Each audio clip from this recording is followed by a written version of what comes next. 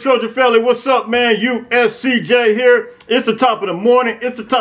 Listen, I hope everybody is getting ready to get up, get out, and make some things happen this morning. Listen, USC continues to move and groove in the right direction. Listen, we just picked up big Jack Sullivan from Purdue. I did a video on him yesterday. And listen, now we're starting to get a face of the defense. We're starting to get an idea of exactly what the defense is getting ready to shape up to be and what it's looking like it's going to look like. Listen, a guy by the name of USC Priority, shout out to him. He sent me a little picture. We always have a discussion about what the USC defense is going to look like. We put different pieces into play, and he kind of made this deal. Go follow him on Instagram. He's a good recruiting guy.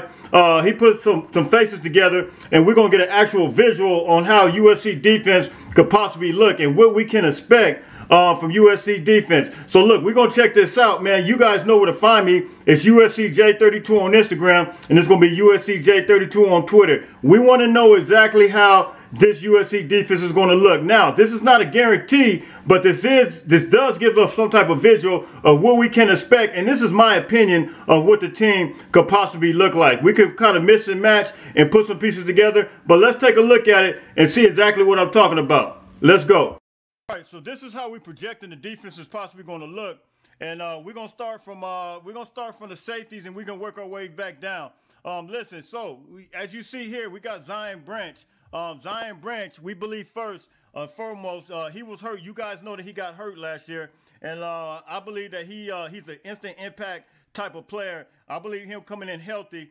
This is just USCJ's projection. I'm not saying this is what it is, but we want to get an idea of how the defense is going to look. I believe that Zion Branch, we're going to plug him in there next to Kalen Bullock. Everybody's very familiar with Kalen Bullock. We already know what Kalen Bullock is. We know what he can do. We know his ability.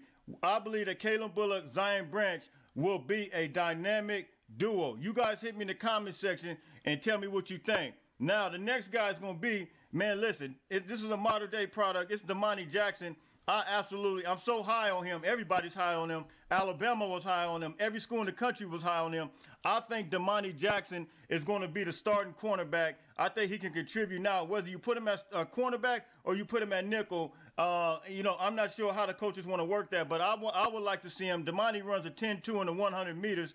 I would like to see Domani at cornerback and with a big physical frame like he has and be able to cover. I think Domani can do it. I think he has that capability, and I think that Domani is go time. So look, we're gonna flip all the way over to the other side, the other cornerback, and this is gonna be Arizona cornerback Roland Wallace, Christian Roland Wallace. Christian Roland Wallace is I don't think he's just a transfer. This guy is a physical cover corner who can cover all the field, and he's going to get all in your grill. If you haven't seen him, you need to go watch his film. Christian Roland Wallace has the ability to cover from sideline to sideline, to read coverage. And I mean, he's just a ball hawk, man. And if you guys are familiar with him when he played against Drake London, it was a battle going on. It was a big time battle. Christian Roland Wallace, the transfer from Arizona, is my pick to be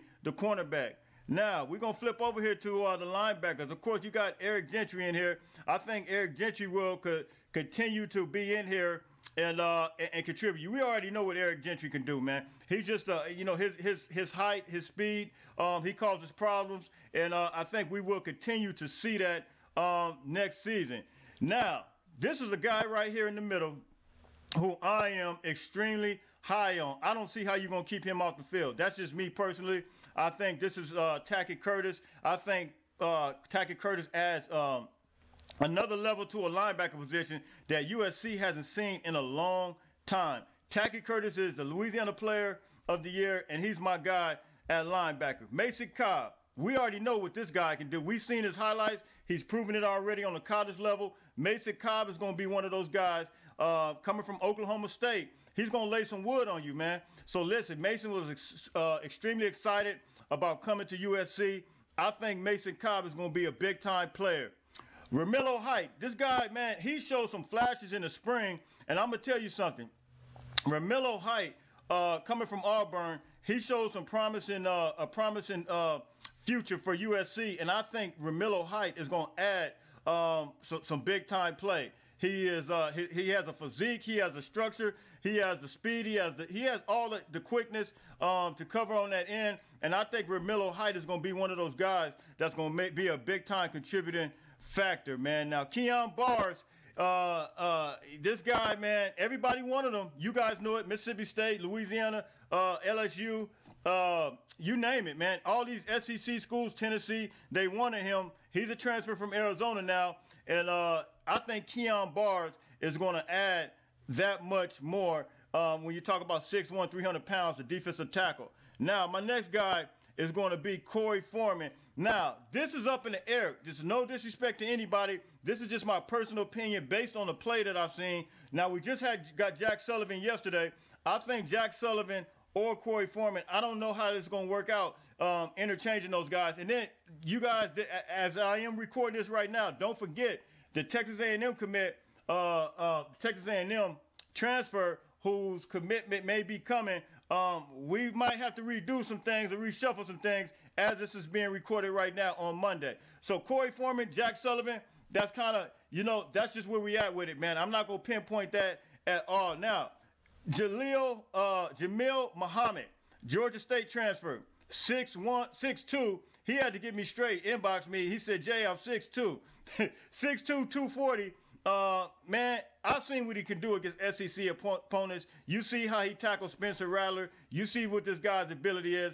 I think Jamil Muhammad is an absolute star, and I think he will play on the next level, and I think it's go time. So look, you guys hit me in the comment section.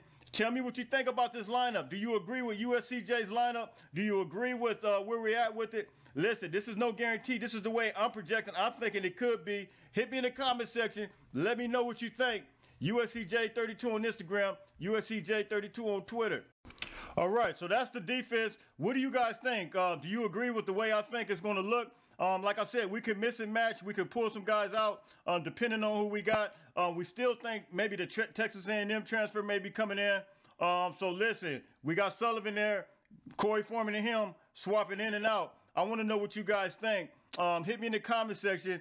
Tell me what you think. Like, share, subscribe. And of course, you guys know I'm not forgetting about Braylon Shelby, David Peavy, all of those guys. I think, when you talk about the defensive line, those guys are going to be rotating in and out. But that's how I think the starting lineup can look. So you guys hit me in the comment section. Tell me what you think. We got some tough games next year. We got Washington. We got Oregon.